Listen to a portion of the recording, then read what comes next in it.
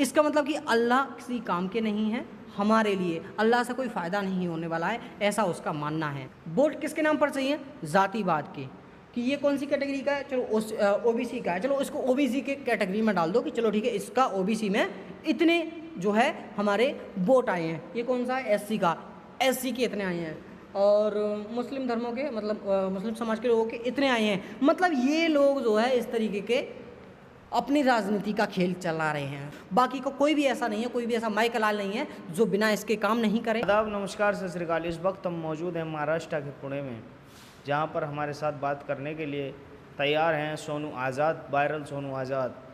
Sir पहले अपना परिचय दीजिएगा। बिल्कुल बिल्कुल, शुक्रिया आपका। देखिए मेरा नाम सोनू आज़ाद है और मैं भी वक्फ बोर्ड के बारे में बात करने वाला हूं, और कुछ वक्फ बोर्ड के बारे में बात करने वाला हूं, और कुछ ऐसे तर्क के हिसाब पर भी बात करने वाला हूं मैं, जिन तर्कों के हिसाब से वो लोग राजनीति चला रहे हैं। वो राजनीति इस ढंग पे नहीं कर रहे हैं कि वो नागरिकता के तौर पर करें काम या समाज सेवा के तौर पर करें काम। वो राजनीति केवल इस नाम पे कर रहे हैं कि उनको सिर्फ वोट बैंक पाना है। वोट बैंक सिर्फ किस नाम पर पाना है? वो केवल आपको पाना है, या फिर जो मंत्री लोग बैठे हैं वो केवल जातिवाद, धर्मवाद के नाम पर वोट पाने की कोशिश कर रहे हैं। जिस तरीके से मैंने आपको उदाहरण देने वाला हूँ, एमपी में एक व्यक्ति है जो मध्य प्रदेश में एक एमपी है बना हुआ, वो व्यक्ति कहता है कि वक्फ बोर्ड में ज़मीन या फिर आप जो भी समर्पित करते हैं वो उससे कोई फ़ायदा नहीं है आपको करने से। इसका मतलब हुआ कि उनकी आस्थाओं को ठेस पहुंचा रहा है। वो व्यक्ति मुस्लिम समाज या फिर इस्लाम धर्म के लोगों को आस्थाओं को ठेस इसलिए पहुंचा रहा है कि उसने कहा है कि आप लोग जो धर्म परिवर्तन या फिर उसमें जो आप समर्पित करते हैं, जो चीज़ें हैं, कह सकते हैं कि जो दान देते हैं आप, चाहे ज़मीन का दान दे दो, चाहे आप किसी भी चीज़ का दान दे दो, आप कुछ भी मज़हब के लिए दान देते हैं, उस संस्था के लिए दान देते हैं, उसमें कोई फ़ायदा ही नहीं है, उसका ऐसा मानना है। इसका मतलब ये कि हमारी रास्ता किस में है?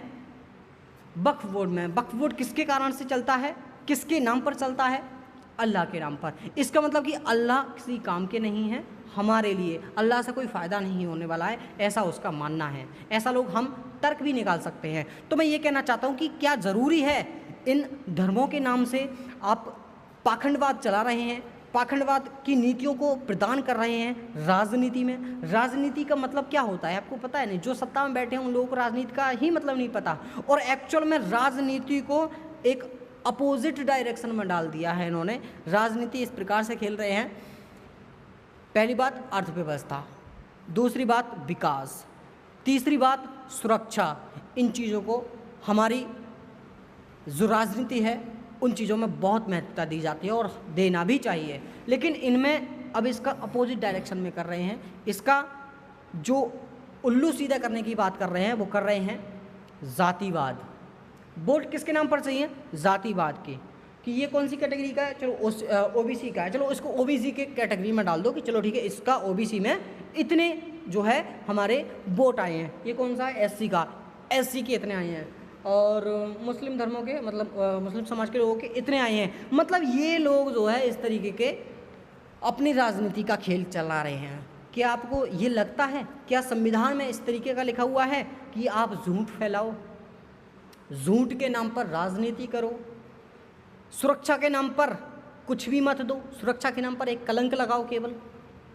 कानून कहता है या फिर लोग प्रशासन के कहते हैं कि कानून के हाथ लंबे हैं, इस तरीके से लंबे हैं। भाई साहब देख लो, वहाँ का एसएचओ हमसे कहता है उस लड़की से कि वो लड़की रेप केस लेके जाती है अयोध्या कैंट के थाने में। वो एसएचओ कहता है कि आपका रेप हुआ है क्या? अच्छा, कितना किया कुछ लड़कों ने? कि ऐसा लड़के कर ही नहीं सकते, ऐसा वो तो बहुत ठीक है, वो शरीफ आदमी है, शरीफ आदमी है, वो तो ऐसा कर ही नहीं सकते लड़के। अब इस पागल आदमी को कौन समझाए? सबसे पहले तो इसको यहाँ से विदाई की जाए इस थाने से, क्योंकि ऐसे व्यक्ति को थाने में या फिर प्रशासन में या फिर कानून के नज़रिए से देखा जाए तो कोई भी हक नहीं है, इसको समाज सेवा करना भी नहीं आता। पुलिस एक नौकर है, किसकी? जनता की सेवा करने के लिए, लेकिन नहीं, यहाँ पर जनता से जो है अपनी सेवा करवा रहे हैं ये लोग इस तरीके से किसी भी तरीके से कह सकते हैं, जबकि जनता की सेवा पुलिस को करनी चाहिए। इस तरीके से आपका रेप हुआ, चलिए कोई दिक्कत नहीं है, ठीक है, जो भी अपराधी है उसको पकड़ा जाएगा, पक्का पकड़ा जाएगा और उसको सलाखों के पीछे डाला जाएगा, जिससे कि वो आगे कोई भी कर्म नहीं कर पाए। आप टेंशन मत कीजिए, आप रिपोर्ट करके लिख के दीजिए और हम उस पर सख्त से सख्त कार्रवाई करेंगे।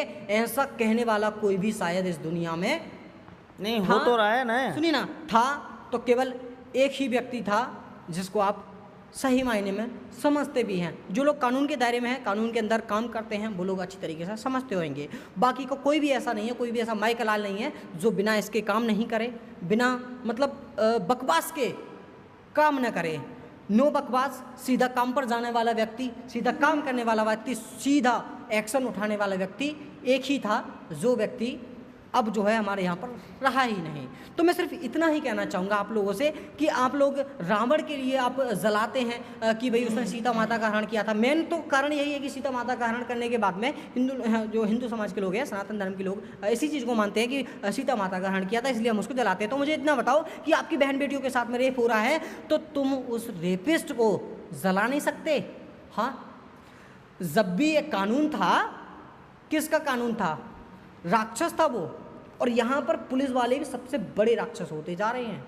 वो कह रहा है कि भाई ऐसा हो ही नहीं सकता। जुर्म करने से ज़्यादा जुर्म छुपाने वाला सबसे बड़ा जुर्म और जिसको कहते हैं कि अन्यायवादी होता है, समझे ना। तो जुर्म कौन कर रहा है? जिसने असलियत में जुर्म करा है वो नहीं, जिसने जुर्म को छुपाया है वो सबसे बड़ा जुर्मी है। तो जो एसएचओ है, मैं उससे ही से कहना चाहूँगा भाई साहब तुम अपना बोरिया बिस्तर बांध के निकल लो यहाँ से। और सरकार से भी निवेदन करना चाहूँगा ऐसे लोगों की भर्ती ना लें, बहुत अच्छा रहेगा। समाज में अच्छे लोगों की ज़रूरत है जो संविधान के अनुसार चलें। और मैं इन मंत्रियों को भी कहना चाहूँगा भाई साहब तुम भी सही तरीके से काम करो तो बहुत अच्छा रहेगा, क्योंकि समाज जब आप अच्छे होंगे तो समाज भी अच्छा ही होएगा।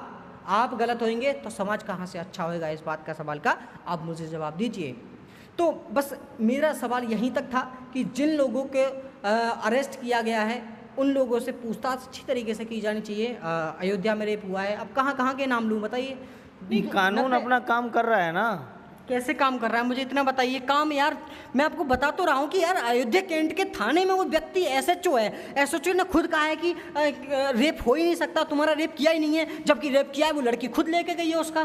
चूँकि उसमें इसके तर्क भी दिए जा रहे हैं, हिसाब भी दिया जा रहा है। राम मंदिर के गेस्ट हाउस में उसका रेप किया गया लड़की का। तो बताइए राम मंदिर कितना बड़ा है, कितने लोग उसमें कर्मचारी हैं, कितने लोग काम करने वाले हैं, सीसीटीवी कैमरे लग रहे हैं, वहाँ पर कोई भी एविडेंस इस चीज़ का नहीं पाया गया है। पाया जाएगा अगर पुलिस और प्रशासन सही तरीके से काम करे। तो अगर प्रशासन अत्याचारी होएगा तो पूरा भारत अत्याचारी होएगा, इतना ध्यान रखियो।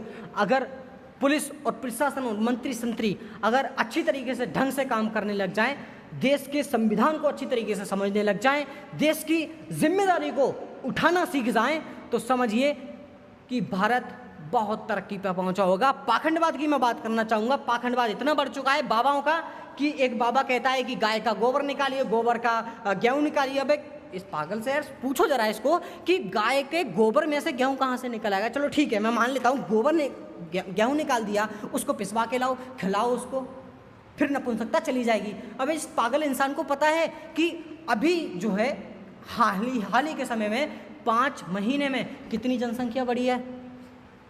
फर्स्ट नंबर पे 5 महीने पहले चाइना की पॉपुलेशन नंबर 1 पे थी in the world largest population country is A China थी, इट वाज चाइना।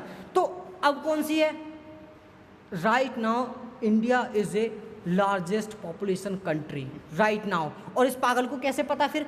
कैसे इस चीज़ का? चूँकि ये अनपढ़ है ना, अनपढ़ तो जहाँ से मतलब समझिए कि वो बाल में से भी खाल निकालने की कोशिश करेगा। इसको कहाँ पता? अगर ये इस चीज़ का हिसाब लगा लेता कि यार हमारा जो है, और चूँकि अभी 4 महीने पहले इसने बयान दिया है और 6 महीने की रिपोर्ट जो मैं आपको दिखा रहा हूँ 144 करोड़ के आसपास थी 6 महीने पहले। अब कितनी हुई है? 151 करोड़। नहीं तो गिनती मार के देख लो, गूगल पर सर्च करके देख लो, किसी भी विकिपीडिया पर डाल करके देख लो, 151 करोड़ के क्रॉस भी कर चुकी है।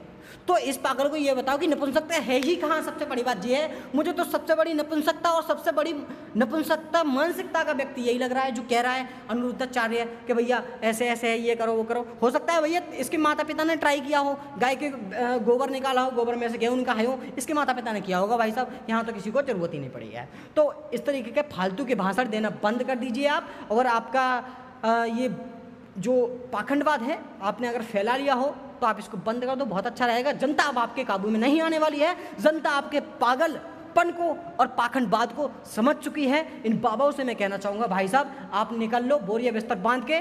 बाबाओं का ये संत का मतलब यही होता है शांत।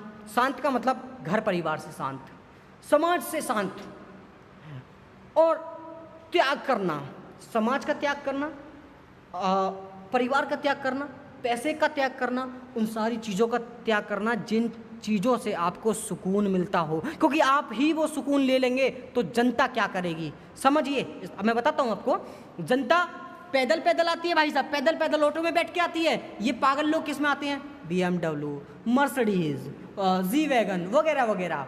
इन चीज़ों में मुझे कोई दिक्कत नहीं है, लेकिन दिक्कत जनता को आप लोगों की वजह से हो रही है, क्योंकि आप लोग जनता का पैसा हड़प रहे हो सही तरीके से।